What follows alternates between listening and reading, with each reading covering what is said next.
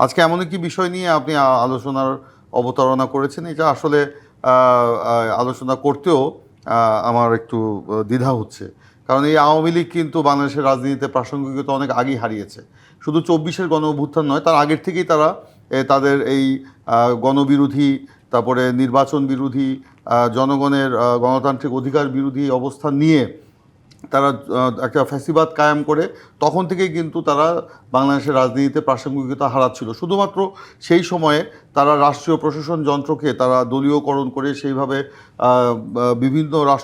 বিভিন্ন বহিঃশক্তির সহযোগিতায় তারা এই ফ্যাসিবাদকে বাংলাদেশে টিকিয়ে রেখে তারা তখন নিজেদেরকে একটা বিশাল একটা দলে বা একটা প্রাসঙ্গিক দলে পরিণত করেছিল। কিন্তু ২৪-এর যে গণ অভ্যুত্থান এবং সেই গণ অভ্যুত্থানের আগে যে আন্দোলন এবং সেই আন্দোলনে যে তাদের নির্বিচারে মানুষকে হত্যা করা, ৪ বছরের শিশু থেকে একেবারে ৭৪ বছরের বৃদ্ধা পর্যন্ত তাদের যে হত্যার শিকার করা এবং তাদের যে চরম একটা দমন নিপীড়ন, সেই ঘটনার মধ্য দিয়ে কিন্তু তারা প্রাসঙ্গিকতা হারিয়েছে বাংলাদেশের রাজনীতিতে। এখন মোস্তফা ফিরোজ ভাই অনেক কথাই বললেন, ঠিক আছে, আমি ওনার কথার সূত্র ধরেই বলতে চাই যে আওয়ামী লীগের যে এখন বলা হচ্ছে যে আওয়ামী লীগ মানে আছে, আওয়ামী লীগ বাস্তবতা, কিন্তু এই আওয়ামী লীগ কিন্তু সেই আওয়ামী লীগ না। বিএনপি কখনোই হাজার হাজার নেতাকর্মীকে বা সাধারণ মানুষকে হত্যা করে তারা কিন্তু ক্ষমতায় টিকে থাকার চেষ্টা করেনি, যেটা আওয়ামী লীগ আপনার ২৪-এর গণ অভ্যুত্থানের সময় করেছে। এখন সেই বিএনপির সাথে যদি আওয়ামী লীগের আপনি তুলনা করেন তাহলে আমি বলবো এটা ঠিক হবে না। আজকে আপনি অনেকে বলছেন বা আপনি কিছুটা বলেছেন যে রাষ্ট্রীয় প্রশাসন যন্ত্র সমস্ত কিছু ছিল বলে আওয়ামী লীগের আজকে সেই অবস্থান দেখা যায়নি, বা ফিরোজ ভাইও বললো যে আজকে কি আওয়ামী লীগ কোনো কর্মসূচি দিয়েছিল?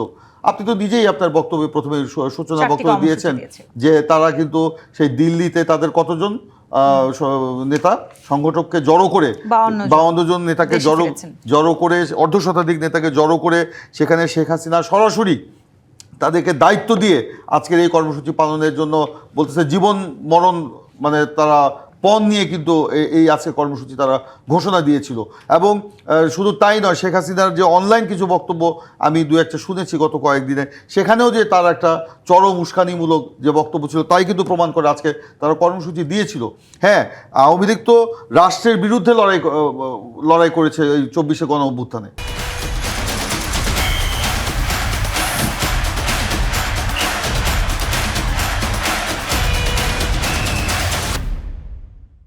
রাষ্ট্রের বিরুদ্ধে তারা অবস্থান নিয়েছিল, জনগণের উপর তারা যুদ্ধ চাপিয়ে দিয়েছিল। তো সেই রাষ্ট্র সেই আওয়ামী লীগকে আবার ফিরে আসার সুযোগ দিবে? তারা যদি আজকে ফিরে আসতো, মনে করছে আপনাদের মধ্য দিয়েই তারা আবার ফিরে আসার চেষ্টা, কখনোই না। আমি তো প্রথমেই বলেছি এই আলোচনাটা আমি করার জন্য খুব মানে বোধ করছি, দ্বিধা বোধ করছিলাম। আমি আসছি তো আপনি বলতে পারেন যে আওয়ামী লীগ কি বলেছে তারা করে। কয়েকদিন আগে তো ঢাকায় আপনার ইয়েতে কি বলে ওটার নাম, এই কি bus terminal, Mohakhali bus terminal সকাল ৮টার সময় তারা মুহুর্মুহু বোমা ফুটিয়ে তারা মিছিল করেছে। কয়েকদিন আগে আপনার এই কি বলে গাজীপুরে পুলিশকে দেখে বলেছে, আপনি নিজেই উল্লেখ করেছেন যে এই কাছে আসবি না, মেরে ফেলবো, অমুক সমুক হাবি যাবি, এই ধরনের তারা করছে। বিভিন্ন গোয়েন্দা রিপোর্টে কিন্তু আসছিল। এবং আপনাদের আমরা ফেসবুকেই তাদের যে বিভিন্ন পেজে আমরা দেখতে পাচ্ছিলাম যে তারা আজকে সারা বাংলাদেশে নাশকতার সৃষ্টি করবে। সেই কারণেই তো রাষ্ট্র এই দেশে যাতে নাশকতার সৃষ্টি না করতে পারে কেউ, সেই জন্য অবস্থান নিয়েছে। এবং আমরা তো বিএনপি কোনো তাদের প্রতিরোধ করার জন্য কর্মসূচি দেয় নাই, বিএনপি সতর্ক ছিল।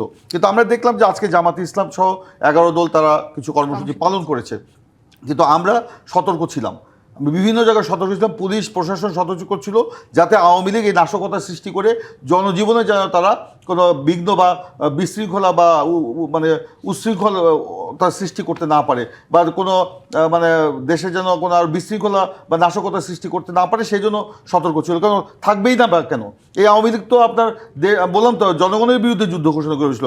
আবার যদি তারা এই কাজটি করে তাহলে দেশের অবস্থা কী দাঁড়াবে? আজকে এই কথাগুলো তো আজকে আমাদের বলতে হবে, না বললে কিন্তু আসলে মানে এই আলোচনার কোনো পূর্ণতা পাবে না। দেশের ভেতরে এক ধরনের অস্থিতিশীল পরিবেশ তৈরি হোক, সেটি তো নিশ্চয়ই আওয়ামী লীগ চায়, সেটি বারবার আমরা সেই কারণেই এই অস্থিতিশীলতা যেন না থাকে, সেই জন্য হ্যাঁ রাজনীতি করার তো অধিকার সবারই আছে, তারাও থাকতে পারে। আওয়ামী লীগকে তো নিষিদ্ধ ঘোষণা করা হয়নি, আওয়ামী লীগের কার্যক্রমকে নিষিদ্ধ ঘোষণা করা আওয়ামী লীগ সূত্র সেটাই কিন্তু বলছে, দেশে এবং দেশের বাইরে আওয়ামী লীগকে নিয়ে আলোচনা হোক এবং এই ধরনের কর্মকাণ্ডের মধ্যে এটা তো তারা চাবে, সামনে এগিয়ে এটা আসবে, তো সেটাই তারা আরেকটা চাইছে। কথা আমি একটা লাইন শেষ করি। এখন তো তারা এগুলো চাবে, এটা তো তারা তো করবে, কিন্তু এই যে আপনার গণ অভ্যুত্থানে তারা যে নাশকতা কিংবা তারা যে গণহত্যা চালিয়েছে, হাজার হাজার মানুষকে হত্যা করেছে, নিপীড়ন চালিয়েছে, এখনও অনেক মানুষ দেশে বিদেশে পঙ্গুত্ব বরণ করে তারা চিকিৎসা নিচ্ছে, আওয়ামী লীগের কোনো নেতা কোনো কর্মীকে একবারও এটার জন্য অনুশোচনা প্রকাশ করেছে? না। বরঞ্চ ওই আন্দোলনকে জি, তারা তারা আরো জঙ্গিবাদী বেশি আন্দোলন উস্কে বলে, দিচ্ছে যে সন্ত্রাসীদের আন্দোলন বলে তারা অভিহিত করছে। তাহলে সেই আওয়ামী লীগকে কেন বাংলাদেশের রাজনীতিতে আওয়ামী প্রাসঙ্গিকতা লীগের পাবে? এই কেন আজকে তথ্যটাকে বাস্তব? জাতির জন্য নিশ্চয়ই এটা ব্যর্থতাও মনে বাস্তবতা না। করছেন